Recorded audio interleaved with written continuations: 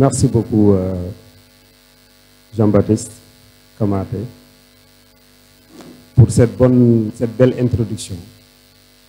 D'abord, je voulais vraiment remercier toutes les personnes présentes à ces journées pour avoir laissé le confort de nos maisons, l'émotion de nos enfants, de nos familles, et vraiment venir participer à ces journées. Cela a une grande importance à nos yeux. Vraiment, merci beaucoup. Comment en est-on arrivé à ce stade? Tout est parti d'une convocation du procureur général Assane Ndiaye de Thiès, qui a convoqué les huissiers pour une concertation. Arrivé sur place, il a transformé cette convocation en une invitation, parce que nous avons donné à bien manger, un petit déjeuner bien copieux, et il nous a donné la parole. Et nous aussi, vraiment, on s'en est donné à cœur joie. Vraiment, nous avons exprimé toutes nos préoccupations, la plus bonne note, et s'est engagé à s'atteler à trouver des solutions. Ce n'est qu'il y va là.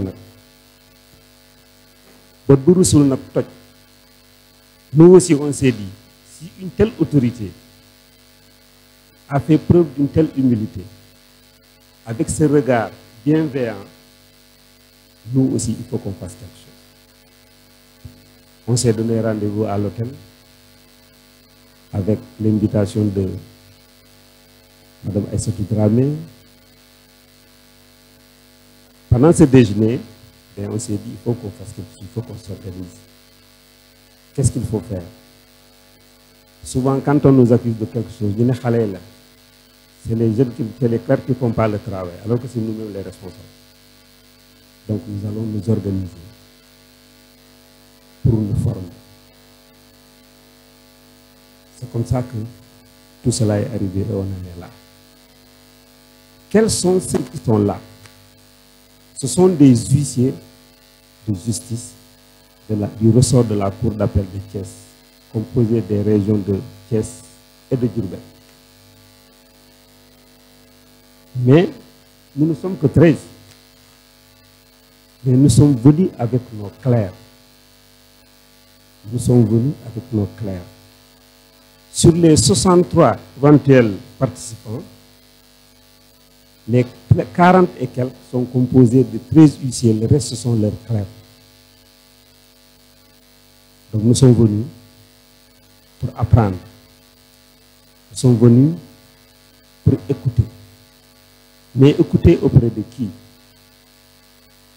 Nous avons demandé aux plus hautes autorités de nous envoyer des gens qui vont venir échanger avec nous pour nous montrer, pour qu'ensemble nous trouvions les meilleures pratiques. Qui sont-ils? Ici, il y a les magistrats du siège, il y a les magistrats du parquet, il y a la gendarmerie, la police, le greffe, les assureurs, l'université. Voilà les gens qui sont venus aujourd'hui pour échanger avec nous, pour nous enseigner, nous, les huissiers et nos clercs. Et je veux que vous les applaudissiez grandement.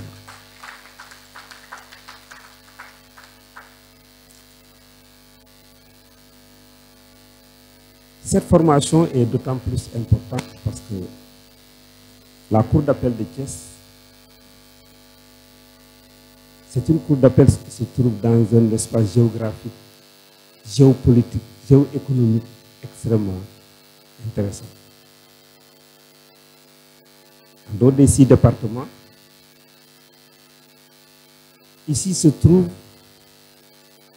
Touba et Tivaouane. C'est dans ces zones où il y a une forte influence religieuse que se trouve la Cour d'appel de Thiès. Mais aussi c'est une zone économique extrêmement dense. Donc c'est aussi une puissance économique, mais également sur le plan de la densité de la population. On sait que Mbour et Touba sont des localités à forte densité de population.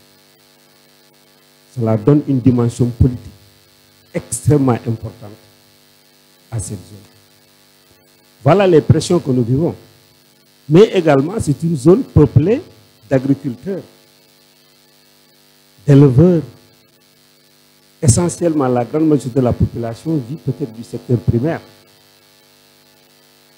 Et wax nañ ko rongoñ baadolo jugul buur.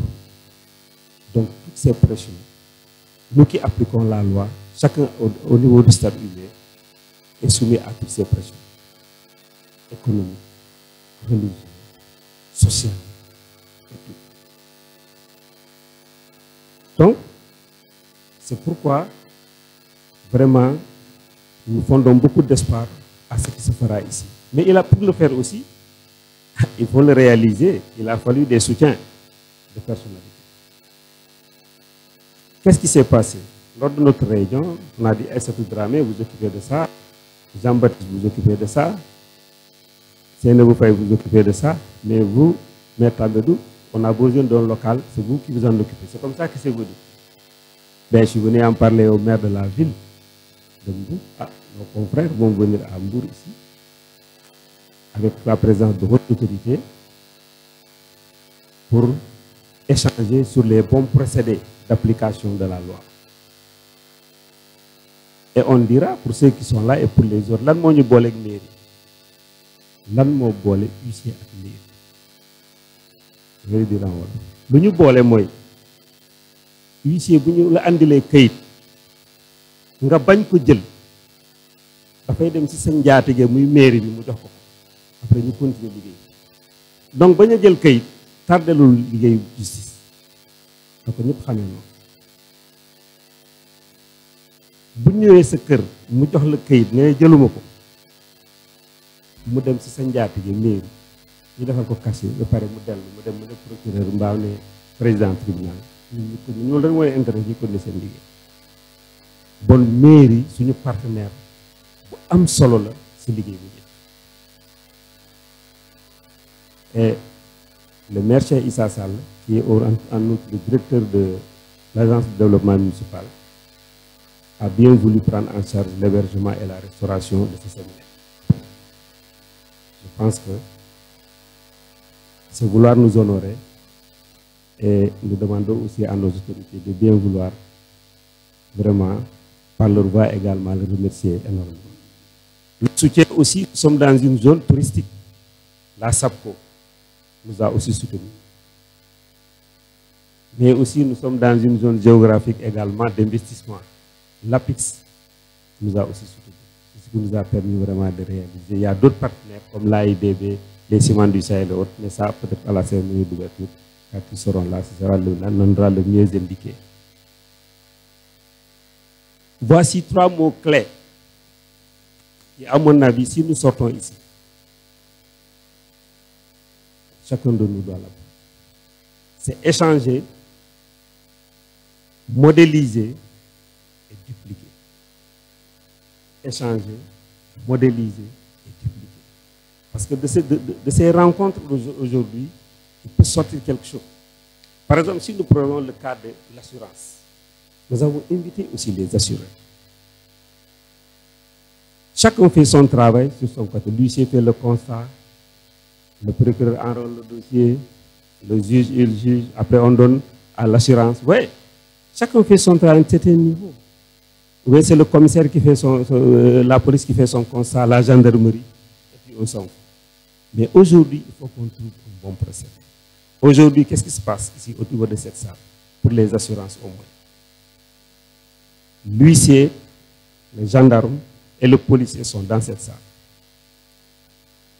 De l'autre côté, il y a le procureur qui est là, il y a le juge qui est là, et il y a l'assureur qui est là. Je crois qu'ensemble, nous allons trouver un bon procédé, j'espère. N'est-ce pas?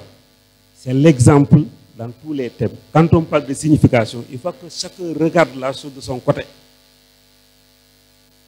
C'est ça la richesse de cette cérémonie, et c'est ce que nous attendons. Donc nous attendons des échanges, une modélisation de la bonne pratique, des bons procédés, mais aussi une duplication.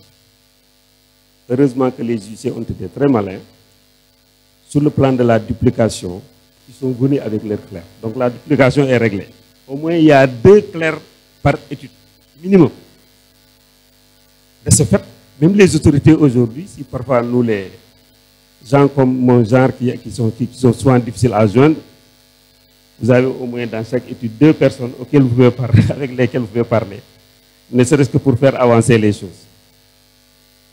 C'est comme ça que nous avons fait.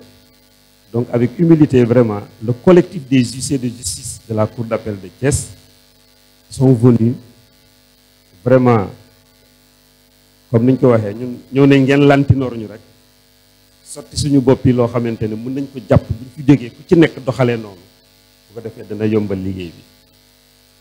Après ça maintenant, moi je vais devoir après me retirer, je vais aller m'occuper de préparer la cérémonie à 11h.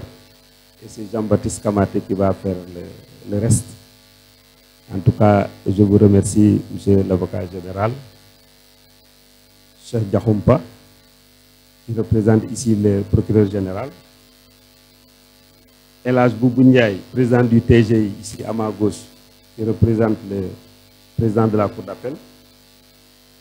Ensuite, il y a la présidente Aïssatou Diémé Diallo, du tribunal du travail de Dakar, c'est ça, du tribunal du commerce de Dakar, qui a bien voulu aussi vraiment honorer de sa présence. En tout cas, on vous remercie vivement. Il y a Dr Gilbert Faye, de l'Université de Dakar, faculté de droit, c'est ça, qui est venu, qui s'est substitué au professeur Yaya Bodian. Vraiment, je pense qu'on a un panel assez intéressant. Il y a Maître Guillaume Sagna, de l'Ordre national des huissiers de justice du Sénégal. Commissaire de police divisionnaire, Madame Aïssatou Ndiaye, de Thiès, ici à ma droite. Ensuite, le docteur Pape Hassan Touré, ici présent. El Hadj Diop, l'assureur. Donc les assurances sont venues à 2. Il y a El Hadj Diop et Souleymane Ndiaye, qui sont venus aussi pour partager avec nous, pour échanger. Ensuite, il y a le lieutenant Cheikh Sekou Diémé, de l'autre côté, qui va nous parler de les accidents, des constats d'accidents de circulation. Et les assureurs sont là. Finalement, c'est eux qui décident combien il faut payer. Et c'est important que nous présentons. Il y a Maître Damlo, qui est certifié, mais qui est là en tant qu'expert pour le rapport général. Parce que le rapport qui sortira de là, tout le monde devrait l'avoir. Et ça, c'est ça que je dis. Je parlais de modélisation. C'est le rapport et les images qui sortiront d'ici qui seront exploitées. Ce qui se fait aujourd'hui, c'est juste on le fait, mais l'exploitation se fera. Il y a Maître Djibril Dione également, qui est greffier en chef, c'est une seule expression dont on est habitué, mais c'est ADG maintenant, de la Cour d'appel de Thiès. Adjudant-major Souleymane Niang, commandant de la brigade de Nianing, lui de Nianing. Adjudant Ousmane Sangaré, qui est le commandant de la brigade de Mbou. Sama jarbaat may xaw a tooñ tout le temps waaye nag bu baax la. Donc voilà un peu le panel vraiment intéressant. Ce sont des gens qui sont venus vraiment nous enseigner, nous les juger. On est là avec nos clercs. waaye ngeen bay ci xel nag bu baax a baax ndaxte yéenay suñuy kilifa waaye ñun tam dafa am ñu yilif dañu àndal di leen gërëm di leen sant wasalaam merci.